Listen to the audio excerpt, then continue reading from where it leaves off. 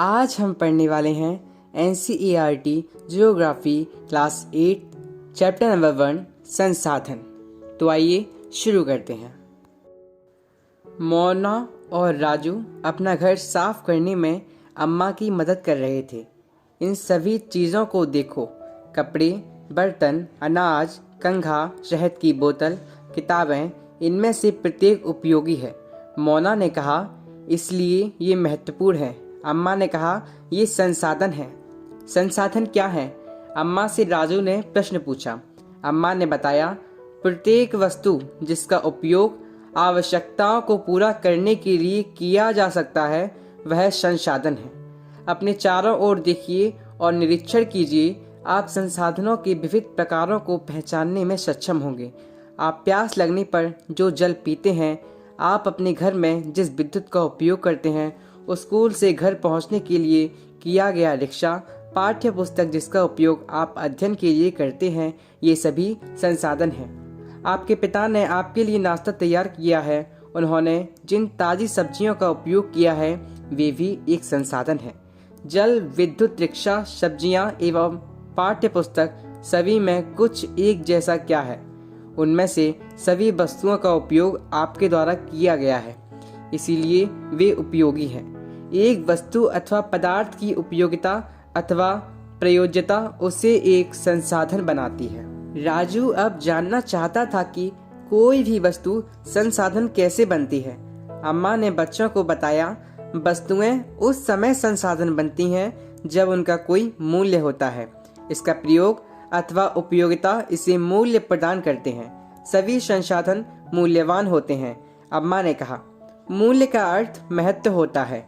कुछ संसाधनों का आर्थिक मूल्य होता है जबकि कुछ संसाधनों का आर्थिक मूल्य नहीं होता है। उदाहरणार्थ, धातुओं का आर्थिक मूल्य होता है लेकिन एक मनोरम भूदृश्य का आर्थिक मूल्य नहीं होता है। परंतु ये दोनों संसाधन महत्वपूर्ण हैं और मनुष्य की आवश्यकताओं को पूरा करते हैं।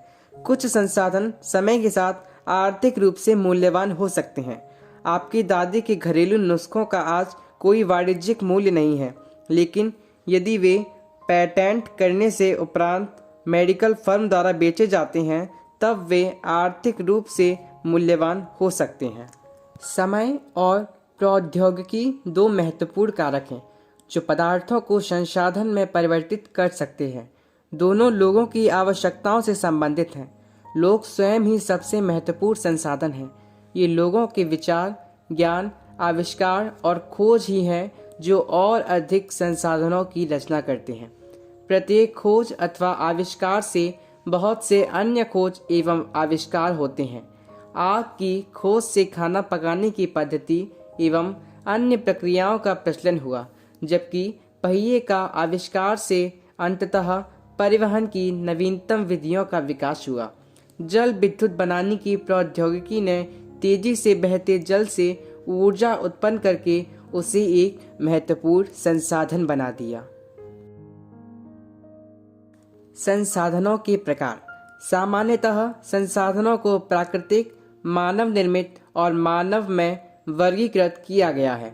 प्राकृतिक संसाधन, जो संसाधन प्रकृति से प्राप्त होते हैं और अधिक संशोधन के बिना उपयोग में लाए जाते हैं, प्राकृतिक संसाधन कहलाते हैं।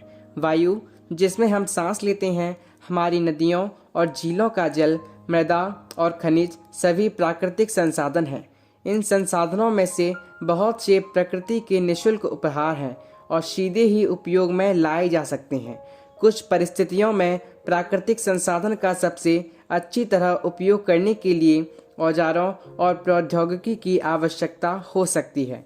प्राकृतिक संसाधनों को विस्तृत रूप से नवीकरणीय और अनवीकरणीय संसाधनों में विभाजित किया जा सकता है। नवीकरणीय संसाधन वे संसाधन हैं जो शीघ्रता से नवीकृत अथवा पुनः पूरित हो जाते हैं।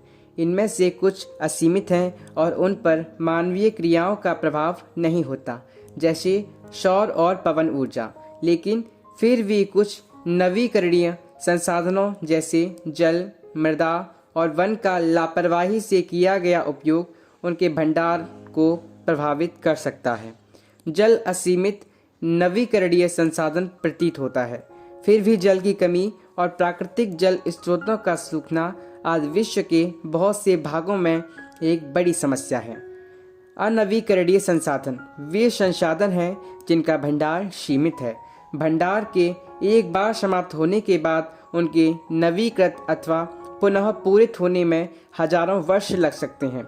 यह अवधि मानव जीवन की अवधि से बहुत अधिक है। इस प्रकार के संसाधन अनवीकरणीय कहलाते हैं। कोयला, पेट्रोलियम अथवा प्राकृतिक गैस इसके कुछ उदाहरण हैं। प्राकृतिक संसाधनों का वितरण भूभाग, जलवायु, ऊंचाई जैसे अनेक भौतिक कारकों पर निर्भर करता है। पृथ्वी पर इन कारकों में विभिन्नता होने के कारण संसाधनों का वितरण असमान है। मानव निर्मित संसाधन कभी कभी प्राकृतिक पदार्थ तब संसाधन बन जाते हैं जब उनका मूल रूप बदल दिया जाता है। लोहा अयस्क उस समय तक संसाधन नहीं था जब तक लोगों ने उससे लोहा बनाना नहीं सीखा था। लोग प्राकृतिक संसाधनों का उपयोग पुल, सड़क, मशीन और वाहन बनाने में करते हैं, जो मानव निर्मित संसाधन के नाम से जाने जाते हैं। प्रौद्योगिकी भी एक मानव निर्मित संसाधन है। इसीलिए हम जैसे लोग प्राकृतिक संसाधनों का उपयोग करके मानव निर्मित संसाधन बनाते हैं। मोना ने समझाते हुए कहा। हाँ, राजू ने स्वीकृति में सिर हिलाया। मानव संसाधन लोग और अधिक संसाधन बनाने के लिए प्रकृति का सबसे अच्छा उपयोग तभी कर सकते हैं जब उनके पास ऐसा करने का ज्ञान, कौशल तथा प्रौद्योगिकी उपलब्ध हो। इसलिए मनुष्य एक विशिष्ट प्रकार का संसाधन है। अतः लोग मानव संसाधन हैं। शिक्षा और स्वास्थ्य लोगों को बहुमूल्य संसाधन बनाने में मदद करते हैं। अधिक संसाधनों के निर्माण में समर्थ होने के लिए लोगों के कौशल में सुधार करना मानव संसाधन विकास कहलाता है। संसाधन संरक्षण मोना ने एक बुरा स्वप्न देखा। उसने देखा कि पृथ्वी पर सारा जल सूख गया है और सारी पेड़ कट गए हैं। वहां पर ना तो छाया ही थी और ना कुछ खाने पीने के लिए था। लोग परेशान हो रहे थे और चारों तरफ भोजन और छाया की तलाश में निराश घूम रहे थे। उसने अपनी माँ को सपने के बारे में बताया। उसने पूछा, अम्मा, क्या यह सच में हो सकता है? हाँ, अम्मा ने उत्तर दिया। यदि हम नवीकरणीय संसाधनों के प्रति सतर्क नहीं रहते हैं तो वे बहुत ही दुर्लभ हो सकते हैं और अनवीकरणीय संसाधन निश्चय ही समाप्त हो सकते हैं। राजू ने पूछा, हम इसके लिए क्या कर सकते हैं? बहुत कुछ, अम्मा ने उत्तर दिया। आप अपने दोस्तों से बात क्यों नहीं करते? संसाधनों का सतर्कता पूर्वक उपयोग करना और उन्हें नवीकरण के लिए समय देना संसाधन संरक्षण कहलाता है। संसाधनों का उपयोग करने की आवश्यकता और भविष्य के लिए उनके संरक्षण में संतुलन बनाए रखना सततपोषणीय विकास कहलाता है। संसाधनों के संरक्षण से अनेक तरीके हैं। प्रत्येक व्यक्ति उपभोग को कम करके वस्तुओं के पुनः चक्रण और पुनः उपयोग द्वारा योगदान दे सकता है। अंततः यह एक विभिन्नता बनाता है क्योंकि सभी जीवन एक दूसरे से जुड़े हैं। उस शाम बच्चों और उनके मित्रों ने पुराने समाचार पत्रों, व्यर्थ वस्त्रों तथा बांस की डंडियों से लिफाफे और खरीदारी के लिए थैली बनाए। मौना ने कहा, हम इन वस्तुओं में से कुछ वस्तुएं उन परिवार को देंगे जिन्हें हम जानते हैं। मुस्तफ़ा ने कहा, अपने संसाधनों को बचाना और अपनी पृथ्वी को सजीव रखना यह एक बहुत अच्छा कार्य है। जैसी ने कहा, मैं बहुत ही सतर्क रहूंगी कि कागज व्यर्थ ना हो। उसने स्पष्ट किया, कागज बनाने के लिए बहुत से पेड़ों को काट दिया जाता है। मैं ध्यान रखूंगा कि मेरे घर में विद्युत व्यर्थ ना हो। मुस्तफ़ा ने जोर से कहा, विद्युत जल और कोयले से मिलती है। मैं विश्वास दिलाती हूँ कि घर में जल बेकार नहीं होगा। जल की एक एक बूंद मूल्यवान है।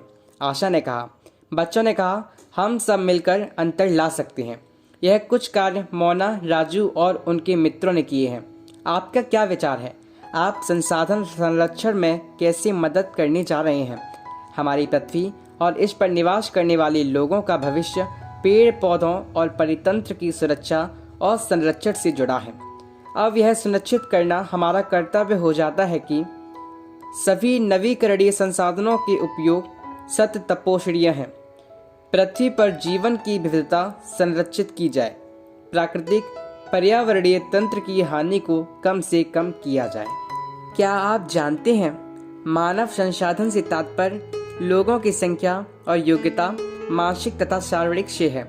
यद्यपि मानव को संसाधन मानने के संदर्भ में लोगों में मतभेद हैं, इतना होते हुए भी इस तथ्य से इनकार नहीं किया जा सकता कि मूलतः मनुष्य की कुशलताएं ही भौतिक पदार्थों को मूल्यवान संसाधन बनाने में सहायता करती हैं। सत्य तपोश्रीय विकास के कुछ सिद्धांत: जीवन के सभी रूपों का आदर और देखभाल, मानव जीवन की गुणवत्ता को बढ़ाना, पृथ्वी की जीवन शक्ति और विविधता का संरक्षण करना, प्राकृतिक संसाधनों के ह्रास को कम से कम करना, पर्यावरण के प्रति व्यक्तिगत व्यवहार और अभ्यास में परिवर्तन, समुदायों को अपनी पर्यावरण की देखभाल करने योग्य बनाना। धन्यवाद।